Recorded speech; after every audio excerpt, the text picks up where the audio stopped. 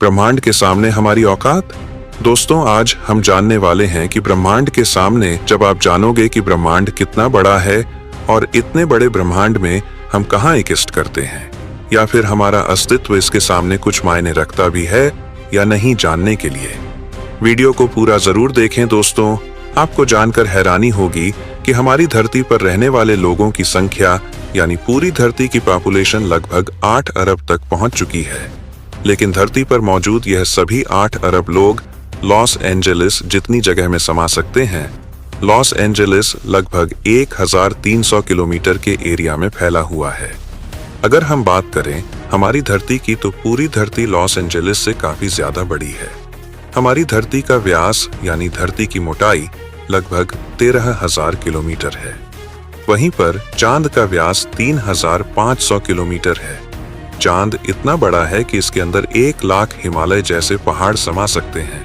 और हमारी धरती इतनी बड़ी है कि धरती के अंदर चांद जैसे लगभग 50 उपग्रह समा सकते हैं। तो आप समझ गए होंगे कि धरती कितनी बड़ी है। तो दोस्तों, जरा एक बार सोच कर देखिए, धरती के सामने हम कहाँ टिकते हैं। चांद धरती से 3,84,000 किलोमीटर की दूरी पर मौजूद है। इस दूरी के अंदर सोलर सिस्टम के सभी 8 ग्रह समा सकते हैं।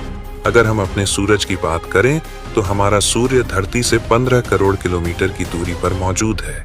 हमारे सूरज का व्यास लगभग 14 लाख किलोमीटर है। के मुकाबले में सूरज इतना बड़ा है कि इसमें 13 लाख धरती समा सकती है। यानी सूरज की विशालता की कल्पना हम आंख बंद करके भी नहीं कर सकते। तो आप सोच लीजिए, हम इंसान सूरज की विशालता के सामने क्या औकात रखते हैं। ना सिर्फ इंसान बल्कि सूरज की विशालता के सामने धरती और चांद की भी कोई हैसियत नहीं दिखाई देती। हमारे सौर मंडल के सबसे विशाल ग्रह जुपिटर के अंदर हमारी धरती जैसी 1300 धरतियां समा सकती हैं और जुपिटर जैसे 1000 ग्रह सूरज के अंदर समा सकते हैं। तो दोस्तों, सूरज न सिर्फ धरती बल्कि जुपिटर की औकात से भी कई गुना बड़ा है। लेकिन औकात की बात करें तो यह तो बस एक शुरुआत है। अगर हम बात करें पूरे सौर मंडल की, तो हमारे सौर मंडल का व्यास 287 अरब किलोमीटर है। इतने बड़े सौर मंडल में हमारे 8 ग्रहों के साथ 5 पौने ग्रह, लाखों एस्टेरॉयड और करोड़ों मीटियोरॉइड्स मौजूद है। सूरज से लेकर नेपच्यून तक की दूरी करीब 45 अरब किलोमीटर है। ऐसे में अगर हम सूरज से लेकर नेपच्यून तक सूरज की लाइन बनाएं, तो इस लाइन में सूरज जैसे लगभग 3000 सितारे समा जाएंगे। तो आप समझ सकते हैं कि सोलर सिस्टम की साइज के सामने सूरज कितना छोटा है। अगर प्लूटो से हम सूरज को देखें तो हमारा सूरज प्लूटो से कुछ ऐसा दिखाई देता है। हमारा सौरमंडल प्लूटो के बाद भी कई गुना आगे तक फैला हुआ है।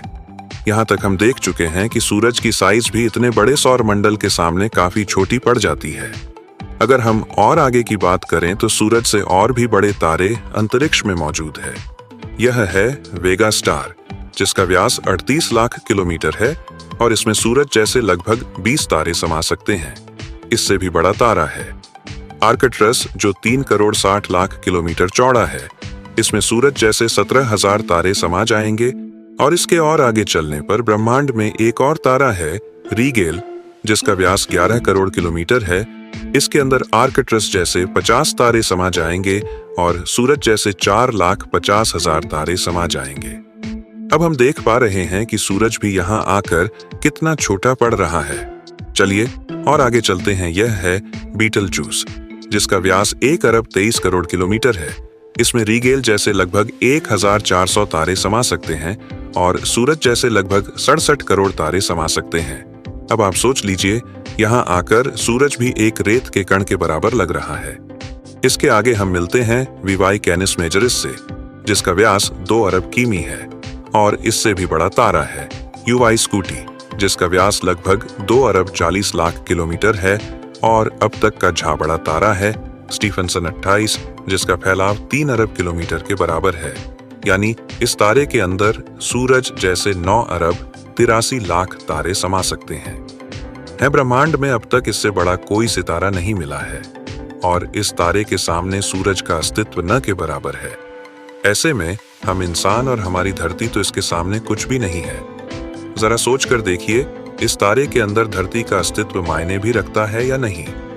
अब अगर हम बात करें ब्रह्मांड में इससे भी बड़ी संरचनाओं की तो हम पहुंच जाते हैं कैट्स आई नेबुला के पास।